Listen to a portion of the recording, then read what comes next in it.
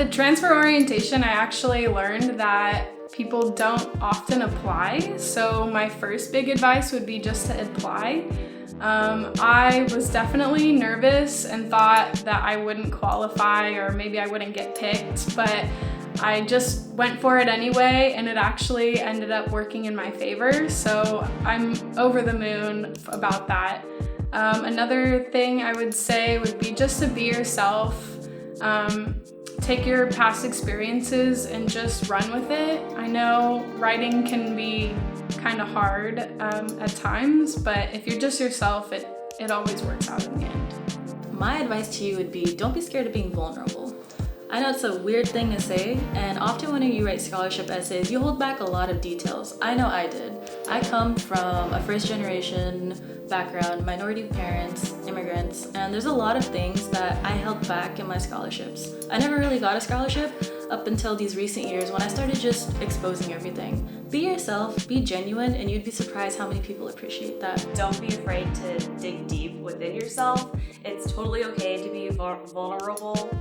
I expressed a lot of my background and things that I hadn't shared with personal friends, and it made me also realize why I'm investing so much in this career pathway, and even just reminded me more of why I'm here and why I want to pursue education. I think the best part, and obviously the hardest part, is about conveying who you are, especially if it's like an online or a paper application.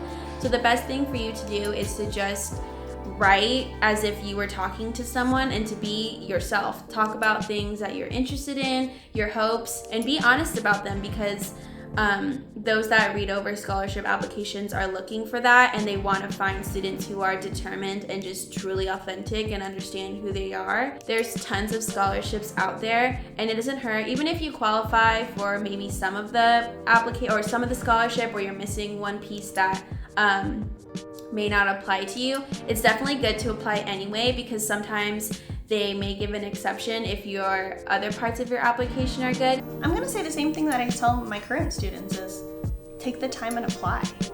There's not enough people applying for scholarships out there. There's a lot of money out there to be given, and you just have to take the time to actually go through the process and complete the application. And those are things that I force myself to do. And fortunately, I've been able to receive some of those scholarships, but take the time and just apply.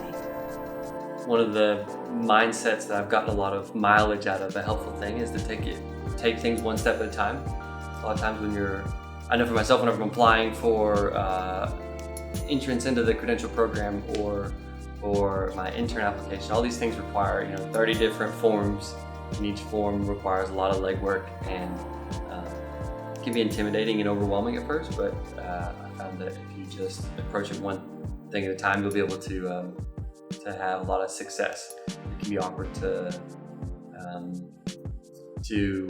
sell yourself, but you got to learn to sell yourself. I think seeing the positive in yourself and communicating that is a useful skill. So it's helpful for scholarships, but in the bigger picture, it's also important to be able to do that just for your own well-being.